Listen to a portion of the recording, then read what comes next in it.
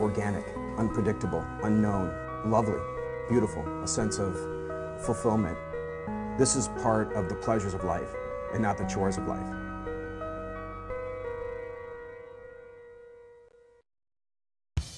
Thanks for tuning in to Daily Iowan TV, your television news, sports, and weather source for the Daily Iowan. I'm Kylie Siebert here in the Daily Iowan newsroom to give you a quick update on what's been going on in the Iowa City area. Enrollment is up again this fall, and it increased by 68 students from 2010, but that's not the only thing about the student population that's expanding.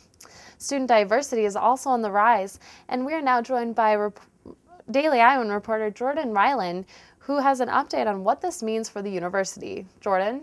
That's right, Kylie. The number of international first-time freshman students marks a record, jumping to 484 this fall from 388 last year to comprise 10.6% of the first-time freshman class. Back to you. Thanks, Jordan. And to hear more about the UI's enrollment figures, check out Thursday's pages of the Daily Iowan. And students face more than just a heavy workload this semester. Daily Iowan TV's Jeff Shane shows you what has been a growing concern regarding students and their backpacks. When I go to the library, my back is hurting by the end of the day for sure. Backpacks. Most students carry them, but few do so correctly, or students load them up too full. It was reported in 2010 that around 28,000 people were treated with back-related injuries due to backpacks. So I met with health educator Heidi Bohal, and she shows us how to deal with this growing pain. Try to choose a backpack with 2 straps that are padded and wide, as you can see this one is. Also look for a backpack that has a padded back. Once the backpack is on, adjusting the straps is also important. When you get the backpack on, you're going to go ahead and adjust the straps so that they're snug but not too tight, because you don't want it so tight that it'll cause shoulder bruising or red marks of any type. One student reports having back pain so bad that he needed to seek professional help. I had to go to chiropractor and stuff and get work done on my lower back.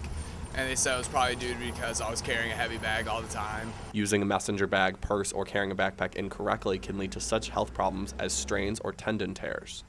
Since his injury, Brown avoids carrying too heavy of a backpack. I usually keep most of my books at home now. I still need to carry a few, but most of my big ones I keep at home. There isn't a lot students can do when professors require textbooks for a class, but there are things students can do at home to help ease the pain on their backs. In your spare time, if you have some extra time, just to do some abdominal exercises such as crunches or any core strengthening activity to strengthen that so that the pressure is not always on your back. It can be absorbed by your core a little bit more. Bohal admits there is a pressure that students feel to look stylish with a purse or sagging backpack, but she urges students to think long-term. Is it stylish to have, back problems and to be hunched over the rest of your life, or would you rather have good posture and not have any back issues? A backpack should never weigh more than 20% of your overall body weight. Jeff Shane, Daily Iowan TV. And for more information about this issue, visit the website located at the bottom of your screen. And Buy Fresh, Buy Local was the theme of Wednesday evening's festivities in downtown Iowa City. Restaurant owners promoted buying locally in the 10th annual Field to Family Festival. Owners from 126, Devote, Atlas, New Pioneer Food Co-op, and the Red Avocado participated in the culinary walk. This walk allowed Iowa City residents to try hors d'oeuvres at the featured restaurants. The culinary walk is just one of many events throughout September and October that celebrate local fresh food. Iowa City here has a large amount of people to choose from, local vendors who use local fresh produce, which is important. This is a farming community, and being here in Iowa, it's nice to help support the community. And the food is very delicious when you get it fresh and organic and freshly made and prepared, and it's kind of difficult sometimes to make vegetables taste good, so I really appreciate how the vendors in the area try to make delicious vegetable dishes using fresh food, fresh herbs, and stuff like that. All the proceeds from this event went to the Johnson County Local Food Alliance, and to read more about this organization, you can visit the website at the bottom of your screen. And in national news, Wednesday night was the debut GOP debate for Texas Governor Rick Perry. The debate took place in Simi Valley, California, and was the first of 3 Republican presidential debates scheduled over the next 15 days. Perry was joined on the stage by Mitt Romney, Michelle Bachmann, Newt Gingrich, Herman Cain, Rick Santorum, and John Huntsman. The debate proceeds President Obama's anticipated job speech to a joint session of Congress on Thursday evening. And now for all things Hawkeye sports, let's send it over to Daily Iowan TV sports reporter Ian Martin at the sports desk. Ian? This weekend is the annual Iowa State football game, but is this rivalry waning, and will there even be a game annually over the next few years? Our Allie Holtzkamp tries to answer some of these questions. NCAA football season is underway. There's still talk of conference realignment in both Iowa City and Ames. But this weekend, at least for one more year, the annual rivalry will renew. But is a rivalry as important this year as in years past? Talking to Iowa players, they'll say the Iowa State game still attracts a crowd no matter where the game is played. No matter where you play at, you can play in a parking lot, and there'll still be a lot of people out there, you know, yelling and screaming. So, I mean, it's definitely it's a tradition you would love to be a part of. While Iowa has succeeded in winning the last 6 out of 8 matchups, including the last 3, the series hasn't always been in the Hawkeyes' favor. The Cyclones won 5 straight games from 1998 to 2002, 4 of which were against a younger Kirk Ferentz. The rivalry also seems to be a talking point, even not about football. More than half the students from both schools are from Iowa, meaning plenty of cardinal, gold, and black in the stands no matter where the game. And recent controversy over new trophy kept the game in the minds of many over the offseason, although Coach Ferentz doesn't seem to think that will affect the game. It really doesn't matter. I mean, they could put a, whatever out there, just, anything, a piece of paper. It's going to, it's still, it's big. That really doesn't matter to us.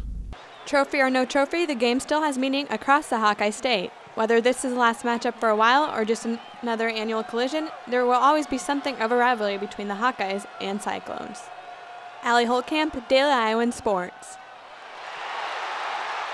Kickoff for Saturday's Cy-Hawk game will be at 11 o'clock at Jack Trice Stadium in Ames on Saturday.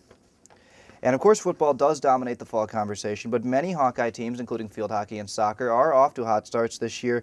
What individual players, though, are being signed and awarded? Our Daily Iowan staff has your weekly Hawkeye headlines. Field hockey forward Kim Scraper has been named Big Ten Offensive Player of the Week. It is Scraper's first career weekly honor and Iowa's first of the season. Head coach Tracy Grisbaum said her speed combined with her skill around the goal makes her very effective. All right, thanks, Nick. Head tennis coach Steve Houghton announced the signing of 3 prep student athletes. Andres Estensoro, Matt Hagan, and Alejandro Rio signed national letters of intent to compete for the Hawkeyes this season. Head coach Steve Houghton said all 3 student athletes have a good opportunity to contribute immediately. They all have high ceilings. Let's send it to Chelsea. Thanks, Jake. Freshman soccer player Chloe Lacasse was named the Big Ten Conference's Freshman of the Week following her fantastic play in Iowa's wins over the weekend.